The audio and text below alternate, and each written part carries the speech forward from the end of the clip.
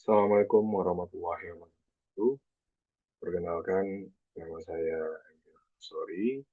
Saya merupakan salah satu dari penulis dalam judul penelitian pemetaan bibliometrik kepemimpinan lokal, partisipasi masyarakat, dan tata kelola lokal.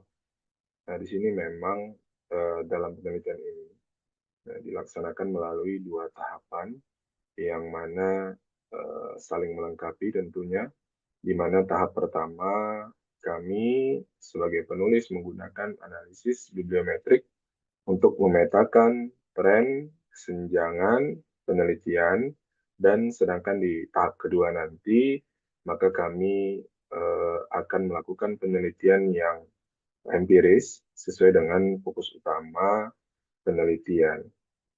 Nah, untuk tidak memperpanjang mukadimah, saya akan menyampaikan beberapa poin-poin penting tentang penelitian kami yang mana berjudul Pemetaan Bibliometrik Kepemimpinan Lokal, Partisipasi Masyarakat dan Tata Kelola Lokal.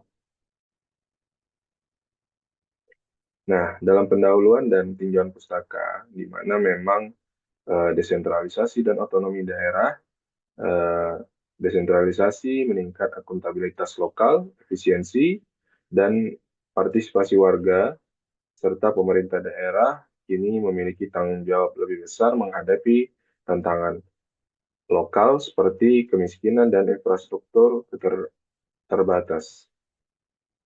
Nah, yang kedua, kepemimpinan lokal berperan sentral dalam kebijakan koordinasi antar aktor dan inovasi pemerintahan daerah. Model kepemimpinan dipengaruhi institusi informal lokal yang mengalami proses reinstitusionalisasi dalam konteks desentralisasi. Ketiga, partisipasi masyarakat yang mana mendorong keterbukaan tanggung jawab dan layanan publik yang adil.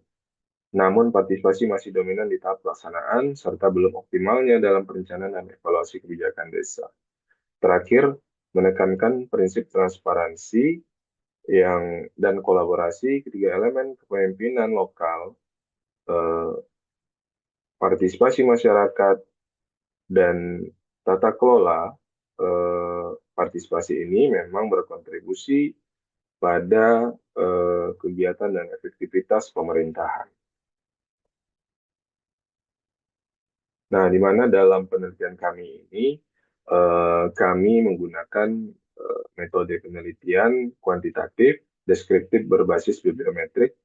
Data diperoleh melalui Scopus, yaitu dari tahun 2016 dan 2026 dengan formula pencarian local leadership, community participation, and local governance. Nah, pencarian ini kami lakukan pada 15 Juli 2026 dan menghasilkan 376 dokumen awal. Nah, dalam ini kami menggunakan seleksi Prisma, dari mana 376 dokumen ini sebanyak 139 dokumen non-artikel, bab buku proceeding editorial kami keluarkan, dan terakhir dalam data korpus akhir yaitu kami mengambil 237 artikel ilmiah yang mana dalam analisis kami menggunakan perangkat lunak RStudio dengan paket bibliometrik atau Biblioso ini, yang mana nanti dalam analisis mencakup tren publikasi, penulis, sumber, dan institusi, serta analisis citasi untuk identifikasi publikasi berpengaruh, co-authorship untuk jejaring kolaborasi, co-occurrence, kata kunci untuk tema dominan, serta pemetaan tematik motor dasar khusus emerging, yang mana dalam tahapannya kami identifikasi, penyaringan, kelayakan, dan inklusi dalam finalisasi artikel.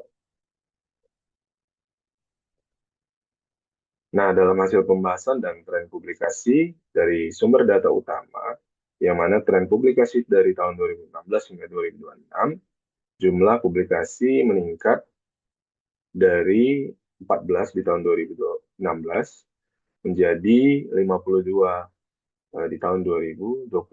Nah, lonjakan ini memang signifikan terjadi pada 2025, yaitu dengan 48 tren publikasi ya. Nah, dan ini mengidentifikasikan semakin kuatnya perhatian akademik terhadap peran pemimpin lokal dan tata kelola partisipatif. Nah, dalam sumber publikasi teratas juga kami melihat ada sustainability, yaitu yang mana dari negara Switzerland dengan 9 artikel paling dominan, serta 4 jurnal lainnya yang memang kami dapatkan dalam data Scopus tentunya. Nah, dalam hasil pembahasan, kolaborasi, tema dominan, dan struktur konseptual dalam pola kolaborasi antar negara, yang mana Australia dan Amerika Serikat muncul sebagai simpul utama dalam jejaring ilmiah internasional, serta Australia terhubung dengan Bangladesh, Kanada, Tiongkok, Fiji, Prancis, India, dan Irlandia, dan berfungsi sebagai bridging nodes lintas kawasan. Kolaborasi masalah terpusat pada beberapa negara tertentu. Nah, di sini juga dalam 2 klaster tematik utama, yaitu klaster pertama ada orientasi kelembagaan, yang mana berpusat pada leadership lokal, partisipasi, governance approach, yang mana dan klaster kedua juga ada orientasi sosial, aplikatif berpusat pada community partisipasi, dan dalam peta tematik, leadership, lokal partisipasi, governance approach berada di kuadran basic themes.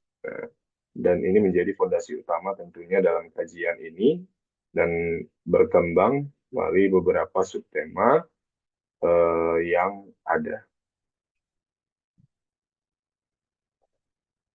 Nah, dalam hasil akhir pada penelitian kami ini, yang mana kesimpulan utamanya, yaitu kajian ini berkembang ya dalam 2 orientasi. Pertama tentang kelembagaan yang menekankan kepemimpinan, desentralisasi, dan keberlanjutan, serta sosial aplikatif berfokus pada partisipasi, kesehatan publik, dan kapasitas komunitas. Nah, dalam efektif tata kelola lokal ditentukan oleh keterpaduan kapasitas, kepemimpinan relasional, partisipasi substantif, dan kelembagaan inklusif. Nah, dalam agenda riset masa depan tentunya nanti bagaimana kita pertama menguji gaya kepemimpinan, legitimasi, dan desain kelembagaan, bagaimana mempengaruhi partisipasi dan tata kelola.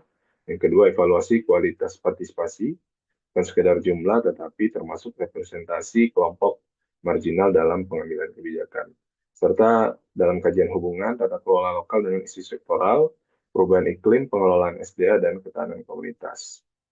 Nah, di sini juga pemerintah lokal perlu memperkuat transparansi, kolaborasi antar aktor, dan keterlibatan dalam seluruh tahapan kebijakan guna mewujudkan tata kelola yang inklusif dan berkelanjutan.